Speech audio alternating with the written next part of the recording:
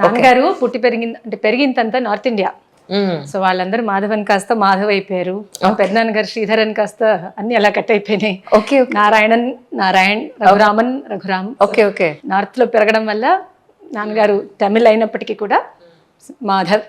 So నాది కూడా స్మితా మాధవ్. కానీ ఎంత చక్కటి తెలుగు మాట్లాడుతున్నారండి, అద్భుతం. పెరిగిందంతా ఇక్కడే. ఇక్కడే పుట్టింది మీనాక్షమ్మ ఊరు మధురై, బట్ నేను పెరిగిందంతా హైదరాబాదే. అయితే నేను రోజు వచ్చి మీ దగ్గర తమిళ నేర్చుకుంటాను. హాయిగా రెండు బాగా మాట్లాడతాను, రాస్తాను.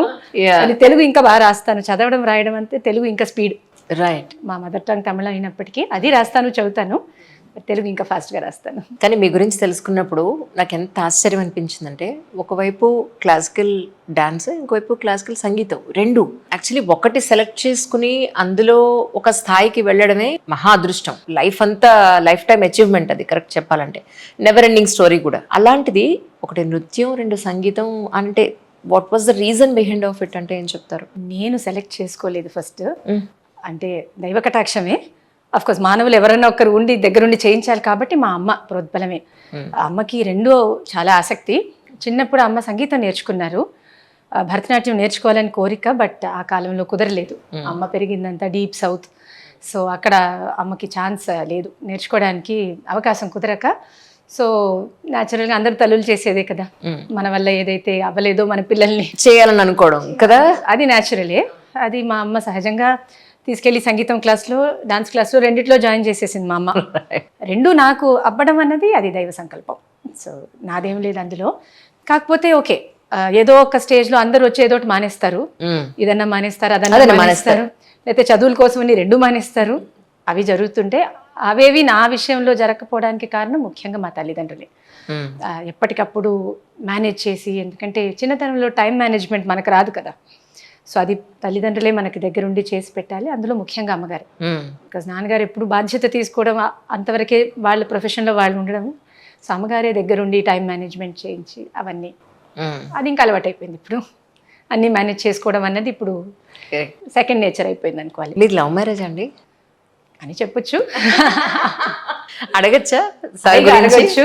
హీఈస్ అ పాలిటిషియన్. సి రాజాజీ గారి మునిమనవుడు. సిరాజ్ గోపాలాచారి గారు అని గవర్నర్ జనరల్ ఆఫ్ ఇండియాగా చేశారు కదా, first and only Indian head of state. అప్పుడు first Indian head of state. So British rule అయిపోయిన తర్వాత first governor general was Siraj Gopalachari. So వారి సన్స్ కొడుకు మునిమనవుడు, ఫోర్త్ జనరేషన్ అనమాట. Right right. సో మా మామగారు వాళ్ళందరూ పాలిటిక్స్లో లేరు. He was in to construction. వారి నాన్నగారు he was a journalist, but ఈయనకేమో politics ఇష్టం చిన్నప్పటి నుంచి. సో కంప్యూటర్ సైన్స్ చదువుకున్నారు, బట్ పాలిటిక్స్ ప్యాషన్. సో కొన్ని సంవత్సరాలు వాళ్ళ అన్నగారితో కలిసి బిజినెస్ చేశారు. బికాస్ పాలిటిక్స్ చేయడం కరెక్ట్గా చేయాలి అని ఒక ఇది, మంచి పద్ధతిగా చేయాలి, యాక్చువల్ ఒక పర్పస్ఫుల్గా చేయాలి అని ఒక కోరికతో ఫస్ట్ కొన్ని రోజులు కొంచెం బిజినెస్ చేసి కొంచెం స్థిరపడ్డాక పాలిటిక్స్లో జంప్ చేశారు. He's a national spokesperson for the BJP. That is our story. Right. కానీ మీరేం చదువుకున్నారు యాక్చువల్గా? నేను ఐఎమ్ లాయర్ బై క్వాలిఫికేషన్. నేను చదువుకుంది లా, బట్ దేవుడి దయ వల్ల అది ప్లాన్ బి అని అనుకున్నాము, ప్లాన్ బి గానే ఉండిపోయింది. Plan B అవసరపడలేదు. బట్ అది కాకుండా నేను సంగీతంలో మాస్టర్స్ చేశాను, భరతనాట్యంలో చేశాను, వైష్ణవిజంలో మాస్టర్స్ చేశాను, డాన్స్ లో పిహెచ్డి కంప్లీట్ చేశాను. వైష్ణవిజంలో పిహెచ్డి చేయడం ఏంటి? వైష్ణవిజంలో మాస్టర్స్ చేశాను. యాక్చువల్లీ అది చాలా వింతైన స్టోరీ. నాకు ఎంఏ డాన్స్, ఎంఏ భరతనాట్యం అవన్నీ అయిపోయిన తర్వాత ఇంకా చాలే, ఇంకా నేను చదువుకొని అనుకున్నాను. మా అమ్మకి బోర్ కొడుతుందేమో పాప, ఆ టైంకి నేను కొంచెం ఇండిపెండెంట్ అయిపోయాను. నా ప్రొఫెషన్ అది, పాపం అమ్మ నా కోసం మొత్తం ప్రొఫెషన్ అంతా మానేసి, షీ వాజ్ అ టీచర్, తన ఓన్ స్కూల్ ఉండేది అమ్మకి, అన్ని మానేసి పాపం నాతో స్పెండ్ చేసింది కదా. అమ్మకు ఒక డైవర్షన్ ఉండాలని చెప్పి అప్పుడు మా ఇంటి దగ్గరే వైష్ణవిజం క్లాసెస్ ఉండేవి. అమ్మని తీసుకెళ్ళి నేను జాయిన్ చేశాను. మా అమ్మేమో నువ్వు వస్తే కానీ నేను జాయిన్ అవ్వను అని మొండికేసి, సరే నేను కొన్ని రోజులు అమ్మతో వెళ్ళి మానేద్దాం అనుకున్నాను. అమ్మాస్ కదా, వదలలేదు. ఇంకా ఎలాగో క్లాస్కి వచ్చావు కదా, ఎగ్జామ్ రాయి అని అలా ఒకలాగా బ్లాక్మెయిల్ చేసి అది కూడా చేంజ్ చేసింది నా చేత. సో అది ఒకటి నేను అలా చేయడం జరిగింది. డాన్స్లో పిహెచ్డి కంప్లీట్ చేశాను. లా అన్నది యాక్చువల్లీ మా నాన్నగారి కోరిక. అది నాన్నగారు లా చేయాలని అనుకున్నారు, జాయిన్ అయ్యారు కూడా. అది చిన్నతనం కదా, పక్కన వాళ్ళు ఏదో కాపీ చేస్తున్నారని చెప్పి ఎగ్జామ్ నుంచి లేచి వచ్చేసారు బయటికి. అప్పుడు ఆ టైంలో తర్వాత రిగ్రెట్ అయ్యేవారు నాన్నగారు, పక్కన వాళ్ళు కాపీ చేస్తే నేను ఎందుకు బయటకు రావడం, నాకు ఎందుకు అలా అనిపించింది అని మళ్ళీ లా జాయిన్ అయ్యారు. అది అప్పటికి మేమిద్దరు, నేను మా అన్నయ్య ఇద్దరం ఉన్నాము, చిన్నపిల్లలు, బాధ్యతలు, సంసారం టూ మచ్ కంటిన్యూ చేయలేకపోయారు నాన్నగారు. ప్రొఫెషన్ ఉండాలి, బాధ్యతలు. సో నాన్నగారికి ఉండేది లా చేయాలని. సో అందుకనే నాకు రికమెండ్ చేశారు యాజ్ అ. నేను చదువుకున్నాను, I enjoyed it as a gold medalist throughout law. So బాగానే చేశాను. బట్ యాజ్ అ ప్రొఫెషన్ తీసుకోవాల్సిన అవసరం రాలేదు, బికాజ్ ఆ పాటికి నాకు సంగీతం, నృత్యం ఇవన్నీ బాగా ఉన్నారు. సో అది అవసరపడలేదు. కానీ ఒకటి, అది మన నాలెడ్జ్గా కనుక తీసుకున్నట్టయితే ఎవరికైనా, అమ్మాయికైనా అబ్బాయికైనా, ప్రస్తుతం ఉన్న సొసైటీలో లా తెలియడం అనేది చాలా చాలా ఇంపార్టెంట్. 100% అందరికీ కూడా. ఇన్ఫ్యాక్ట్ కొన్ని సంస్థల్లో మినీ ఎంబీఏ అలాంటి కోర్సెస్ అన్ని ఇస్తుంటారు. అంటే మామూలుగా డొమెస్టిక్ వర్క్ చేసే వాళ్ళకి కూడా మినీ ఎంబీఏ లాంటివి చూస్తుంటాను, ఎన్జిఓస్ లాంటి వాళ్ళు. నన్ను అడిగితే ఇలాంటి మినీ లా కూడా అందరికీ తెలియాలి. అంటే యాజ్ అ కోర్స్ కాకపోయినా అట్లీస్ట్ జనరల్ రీడింగ్ అయినా కూడా తెలుసుకోవాలి, బికాస్ అందరూ తెలుసుకోవాల్సిన విషయాలు చాలా ఉన్నాయి. కరెక్ట్. బికాజ్ ఈ మధ్య అవసరం అందరికీ ఉంది కదా. అబ్సల్యూట్లీ. ఎందుకంటే మోసం జరిగిన ప్లేస్ లేదు, అబద్ధాలు చెప్పని ప్లేస్ లేదు, ఏది నిజమో ఏది అబద్ధమో తెలుసుకోవాల్సిన కండిషన్లో మనం కొట్టుమిట్టాడుతున్న రోజులు కాబట్టి అందరికీ 100% అవసరమే. So that way it was a good decision అని నేను భావిస్తాను. కానీ ఎస్పెషల్లీ సంగీతం నేర్చుకున్న వాళ్ళు కానీ, ట్రెడిషనల్ నృత్యం నేర్చుకున్న వాళ్ళు కానీ ఇలా బంగారు తల్లులాగా చక్కగా రెడీ అయినప్పుడు బా, అమ్మాయి అంటే ఇలా ఉండాలి కదా అని అనిపిస్తుంది. నిజ జీవితంలో ఇలానే పొద్దున్న సాయంత్రం ఉండాలంటే కష్టం కదండి. మీరు కూడా జనరల్గా క్యాజువల్గా అసలు ఉండే అవకాశం ఉంటుందా? ఉంటుంది, 100% ఉంటుంది. కాకపోతే ఆ క్యాజువల్ ఏంటి అన్నది మనం రీడిఫైన్ చేసుకుంటాం కొంచెం. అది ప్రొఫెషన్ వల్ల కాదు, మన పర్సనల్ అభిరుచి అది. ఫర్ ఎగ్జాంపుల్ ఇప్పుడు కొంతమందికి చీర కట్టాలంటే అది ఒక ఈవెంట్, ఒక అకేషన్కే కడతారు. అవును. మాకు అని చెప్పను, మా ప్రొఫెషన్లో ఉన్న వాళ్ళందరికీ అని నేను జనరలైజ్ చేసి చెప్పలేను. నాకైతే అది ఒక చాలా క్యాజువల్ థింగ్. అవును. ఓకే, మరి ఇంత రోజు రెడీ అవుతామంటే ఆబ్వియస్లీ కాదు.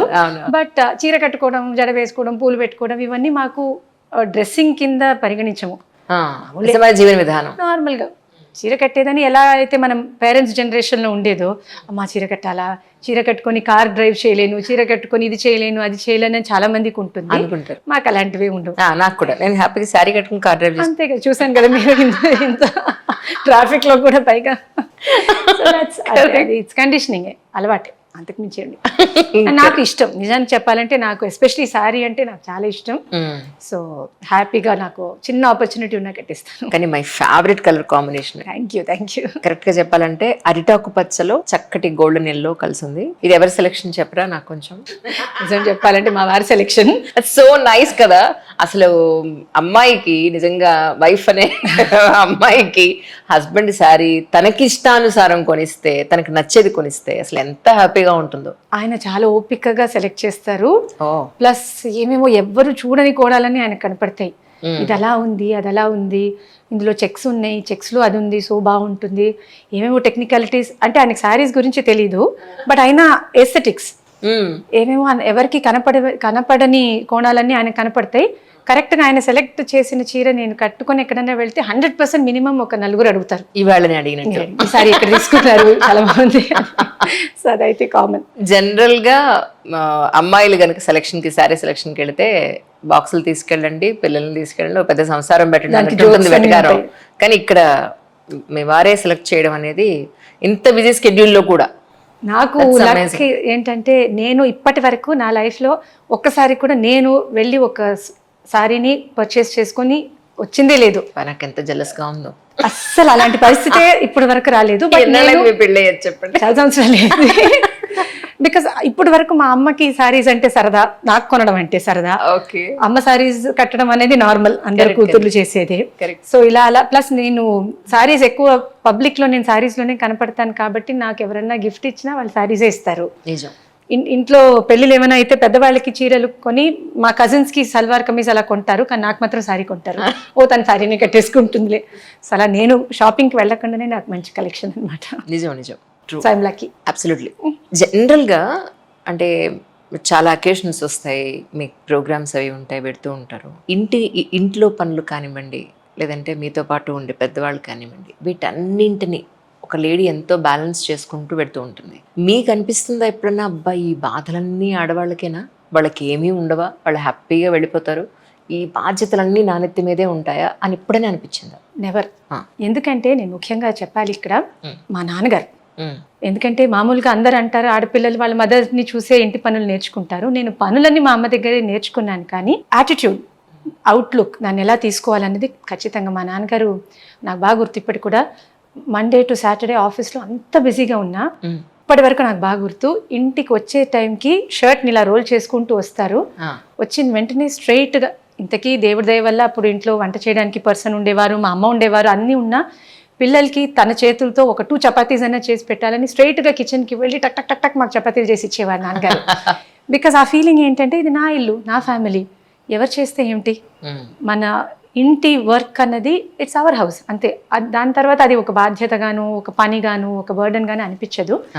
ప్లస్ మా నాన్నగారు మాకు చెప్పింది, మా అన్నయ్యకి నాకు ఇద్దరికి చెప్పింది ఏంటంటే రిలాక్సింగ్ అన్నది కాళ్ళు చాపుకొని కూర్చోవడం కాదు. ఎగ్జాక్ట్లీ. నీకు ఆఫీస్లో వర్క్ అయ్యి స్ట్రెస్ అవుట్ అయిపోయావా, ఇంటికి వచ్చి బట్టలు ఉతుకుదాం. బట్టలు ఉతికి టైర్డ్ అయిపోయావా, వంట చేద్దాం. వంట చేసి బోర్ కొట్టిందా, ఇంకోటి చేద్దాం.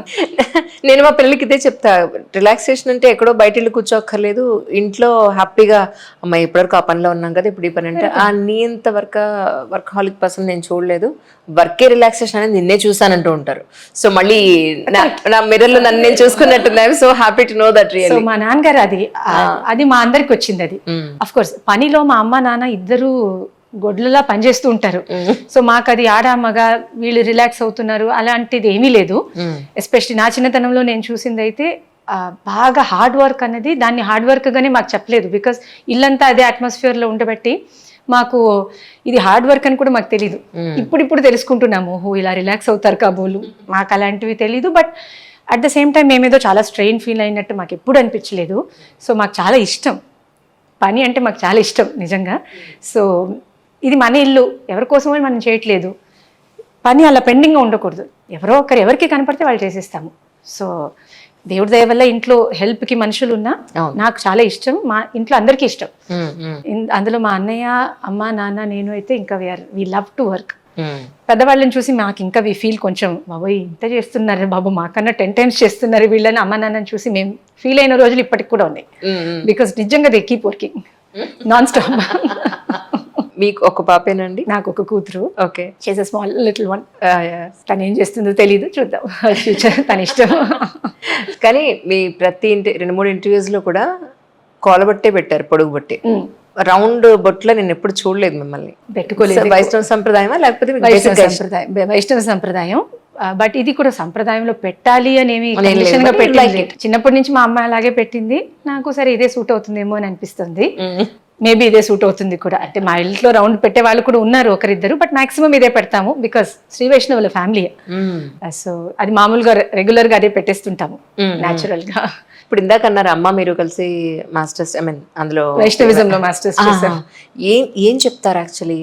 వైష్ణవిజం ఏం చెప్తుంది అంటే కోర్స్లో అయితే చాలా విషయాలు చెప్తారంటే సాహిత్య పరంగా, ఇటు సంస్కృతం, అక్కడ తమిళం, చాలా శ్లోకాలు, స్తోత్రాలు, వేదంలో ఉన్న కొన్ని పోర్షన్స్కి వ్యాఖ్యానాలు ఏవైతే చేశారో అవి.